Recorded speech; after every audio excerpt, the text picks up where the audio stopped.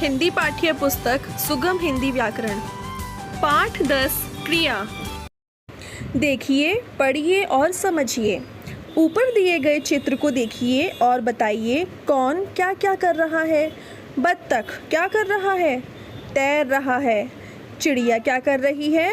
उड़ रही है। लड़के क्या कर रहे हैं? खेल रहे हैं। लड़की क्या कर रही है? भीग रही है। ऊपर दिए गए चित्र में काम हो रहे हैं तैरना, उड़ना, खेलना, भीगना। ये सारे शब्द काम के होने के बारे में बता रहे हैं।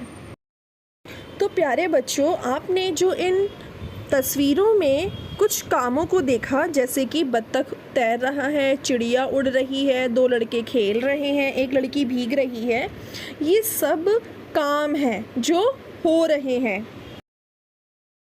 सभी बच्चे ध्यान देंगे कि कुछ काम किए जाते हैं और कुछ काम अपने आप हो जाते हैं। जैसे किए जाने वाले काम, पिताजी फ़ोन पर बात कर रहे हैं, माताजी खाना बना रही हैं।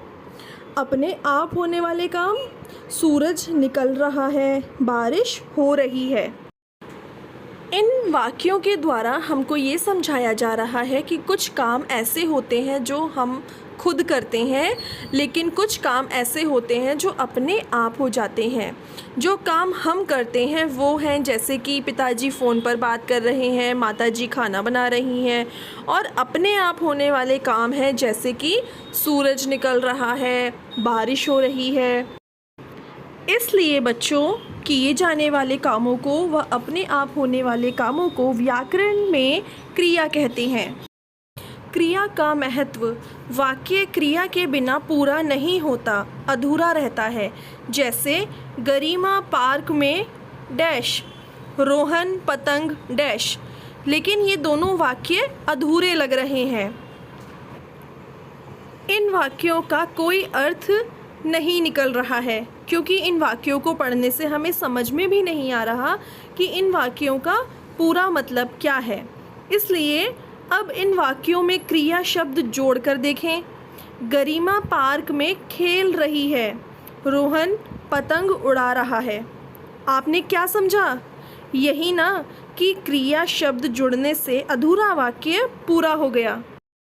तो बच्चों, अब इन वाक्यों को पूरा पढ़ने से हमें मतलब समझ में आ गया कि एक लड़की गरिमा पार्क में क्या कर रही है? खेल रही है।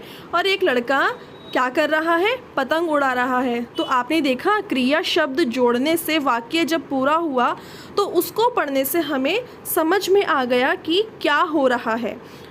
तो बच्चों, जैसे संज्ञा, सर्वनाम, विशेषण, वचन, इन सभी की एक मुख्य भूमिका हिंदी भाषा में है, ठीक वैसे ही क्रिया की भी एक महत्वपूर्ण भूमिका हिंदी भाषा में है। बिना क्रिया वाले शब्दों के हमारे वाक्य पूरे नहीं होते हैं। जब हम क्रिया वाले शब्दों का प्रयोग करते हैं तब हमारा पूरा वाक्य होता है और हमको समझ में आ जाता है कि क्या हो रहा है। हम कह सकते हैं कि जिन शब्दों से किसी काम के होने या करने का पता चले वे क्रिया कहलाते हैं। जैसे कि हिंदी भाषा में जब हम कुछ शब्द पढ़ते हैं तो हमें पता चलता है कि वह संज्ञा है या सर्वनाम है या एक वचन बहुवचन है या वो कोई विशेषण वाला शब्द है। ठीक वैसे ही वो वाले शब्द जिनको पढ़ने से या लिखने से हमें पता चले कि कोई काम हो रहा है या कोई काम किया जा रहा है, ऐसे शब्दों को हम क्रिया कहते हैं। कुछ क्रिया शब्दों के उदाहरण को देखेंगे, जैसे कि खाना, पीना, सोना, उठना, बैठना, काटना, नाचना, उगना, डूबना, बनाना, नहाना, धोना, देखना, सुनना, टहलना, व हंसना, रोना, खेलना, चलना, बोलना, गाना, पढ़ना, पढ़ाना, लिखना, गिरना, तोड़ना, बचाना। तो ये जो क्रिया शब्दों के कुछ उदाहरण यहाँ लिखे हैं, ये सिर्फ इतने ही सीमित नहीं है, बल्कि ऐसे और भी बहुत से शब्द हैं, क्योंकि इस पृथ्वी पर बहुत सी क्रियाएं की जाती हैं व होती हैं। यानी कि ऐसे बहुत से काम हैं जो कुछ किए जाते हैं और कुछ अपने आप हो जाते हैं। काम का बोध कराती हूँ, क्रिया मैं कहलाती हूँ। इसका मतलब है क्रिया हम उसको कहते हैं जहाँ पर किसी वाक्य को पढ़ने से हमें यह पता चलता है कि यहाँ पर कोई काम किया जा रहा है या कोई काम हो रहा है। आओ पाठ दोहराएं। काम के होने या करने को क्रिया कहते हैं, यानी कि कोई भी ऐसा काम जिसे किया जा रहा है या कोई काम हो रहा है उसको हम व्याकरण की भाषा में क्रिया कहते हैं। क्रिया के जुड़ने से वाक्य पूरा होता है। इसका मतलब है जब हम क्रिया वाले शब्दों का प्रयोग करते हैं तभी हमारा वाक्य पूरा होता है और उसका कोई मतलब निकलता है। और आखिरी पॉइंट यहाँ पर है, बोलना, पढ़ना, पढ़ाना, देखना आदि क्रियाएं हैं।